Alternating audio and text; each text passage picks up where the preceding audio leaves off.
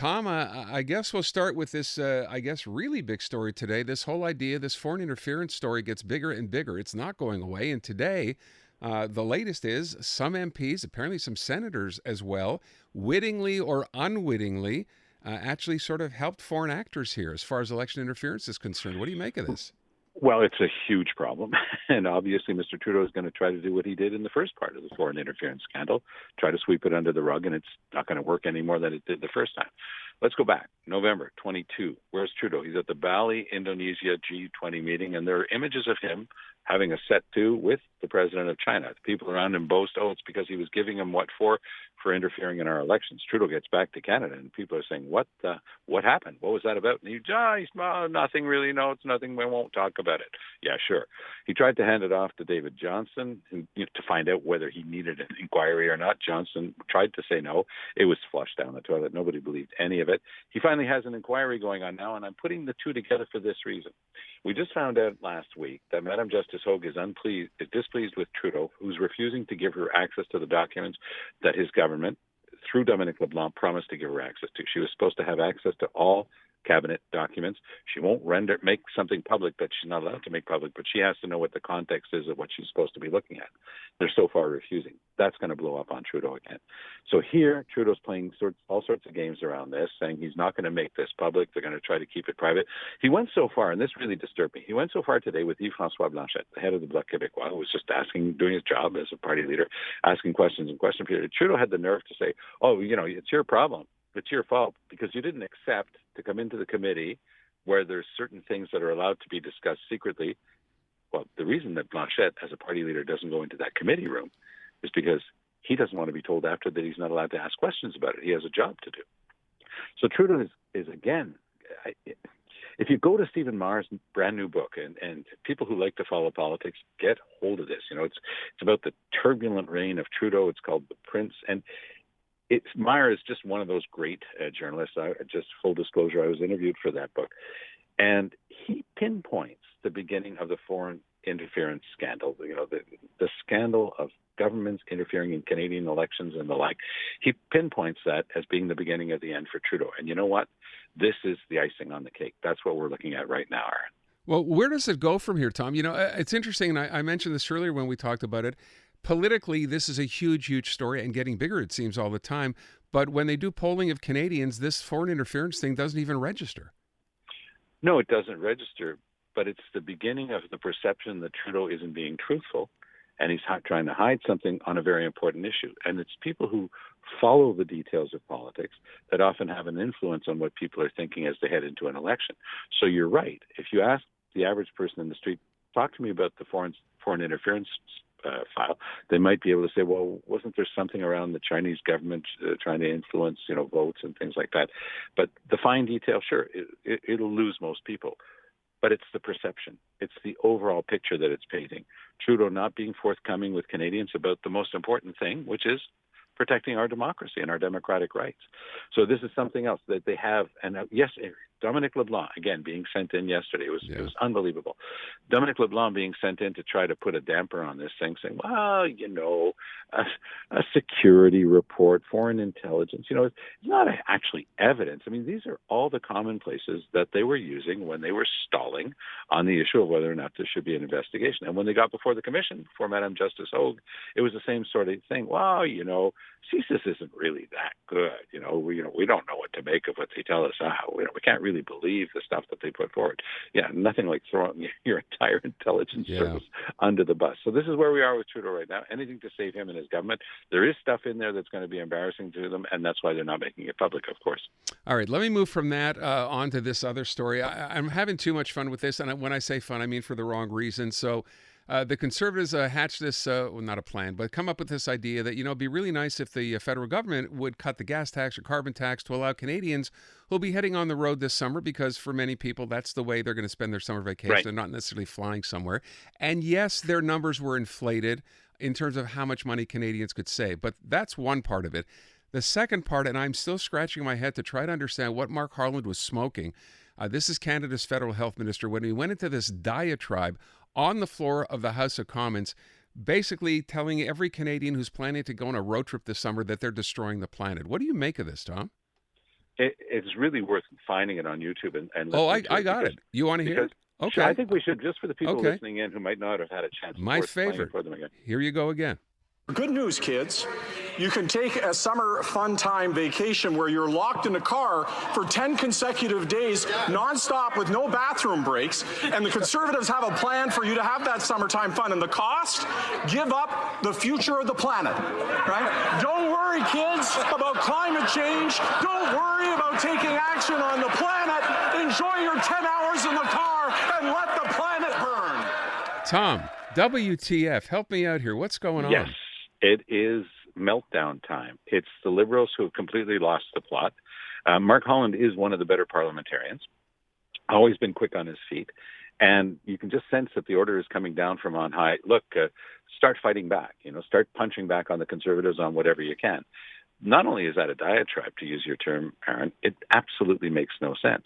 And, of course, the Conservatives had fun right back with it, saying, the only person we know who's really polluting the planet when he goes on holidays is Trudeau, who takes a government-paid plane with a few members of his family, and he goes and pollutes the planet all the way down to the Caribbean and back just with a few people on board. And that's a great response, and it reminds everybody about the trip to Aga Khan's billionaire island and so forth. It is a sign of an absolute end of regime scenario for the Trudeau Liberals. They're just not getting anywhere right now. And by the way, there's polling that's coming out. There's a big Léger poll, some parts of it that have already been made public on the Quebec side, but there's going to be other stuff coming out too. And right now, all the signals are that Trudeau just simply can't get any traction. So they're throwing spaghetti on the wall and trying to see if anything can stick. And Mark Holland's thing is going to be one for the ages, but not for the right reasons. I don't know if you remember this. Scott Reed, who's he's a colleague. We do a lot of work together. He's often on the air doing comments and stuff like that. He famously came up with a line when they were talking. He was trying to represent the Liberal government under Paul Martin, and it was a question of, how much money should have been there. Were they taking too much money away from families, and should money be given? And he fires back, they're just going to buy beer and popcorn with it. And that was his summary of what he thought about the average voter who wanted to have more money in their pockets. That was the beginning of the end of the Paul Martin Liberals at the time, Mr. Dithers, as he was lovingly known. And I think that this just clearly signals the beginning of the end of the Trudeau Liberals. We don't have the 8-year rule like the Americans, 2 4-year terms. But boy, we got something pretty close to it in terms of how people react at the voting box. And it's just like, okay, bye-bye.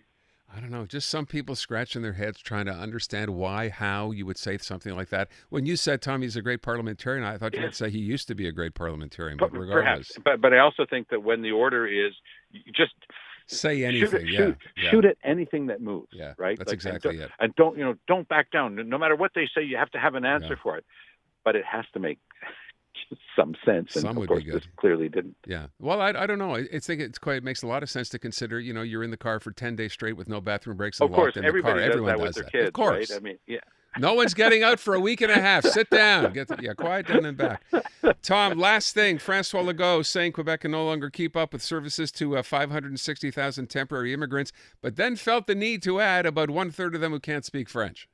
Yeah, and look, this is the ultimate bad faith by the Premier of Quebec.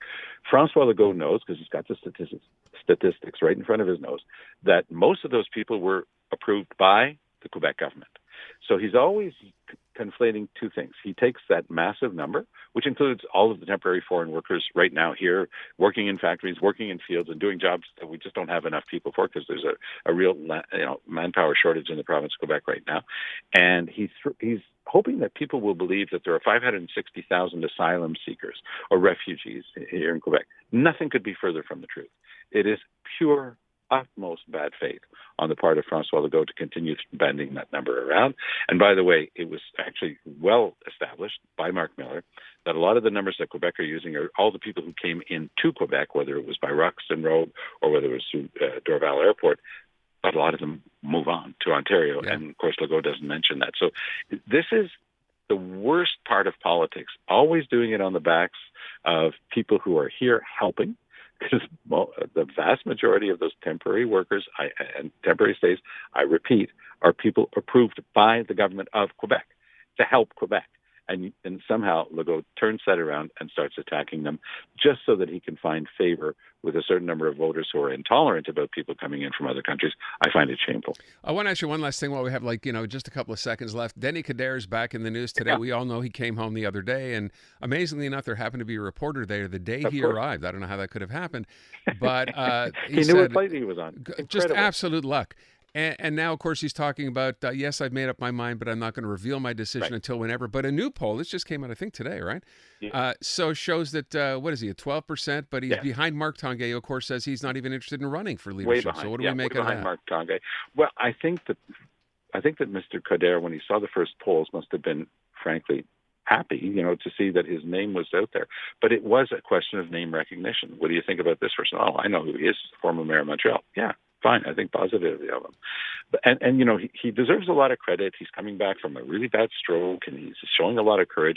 But what he's also seeing in this poll, if he cares to look at it, is that the people who are going to be voting in the Liberal Party leadership race really are not very fond of him as a potential leader.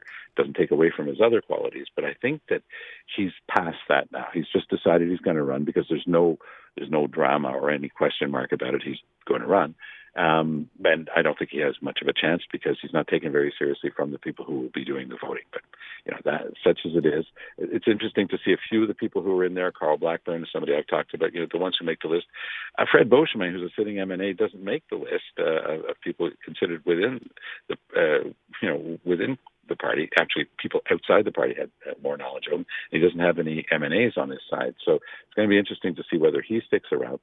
One of the names that's not in there, and because there are other people who are on that list who are not running, like Marois Risky, she gets good numbers, but who's not on that list? It was François-Philippe Champagne. And I can tell you that from so many inside sources, they are doing everything they can to convince that federal minister with Trudeau, who's in charge of industry. He's got a good reputation. He's got a very good track record. I am told that he will be running, but Trudeau is doing everything he can for that not to happen. He wants him to stick around with Trudeau because him leaving would be a very bad sign that Trudeau's ship is sinking. But then you have to wonder, Tom, if that's the case, how long do you hang around as François-Philippe Champagne before you actually make the move and try not to hurt, the federal party? I mean, what's the window on that? I think the window is another 6 months. I mean, he has to look at the exact timing. Trudeau is still being cagey at when he might call the election. Right. Trudeau keeps telling people he's going to run in the next election. I'm having less and less ability to follow that thinking, given the numbers, and they're not getting better. Yeah. The budget was supposed to help. It didn't help. Everything they do. I mean, the type of ploy, the type of thing that we've been seeing in the House from the Liberals now, for me, this is end of regime. This is an avowal that things are not going well and they're about to get beaten.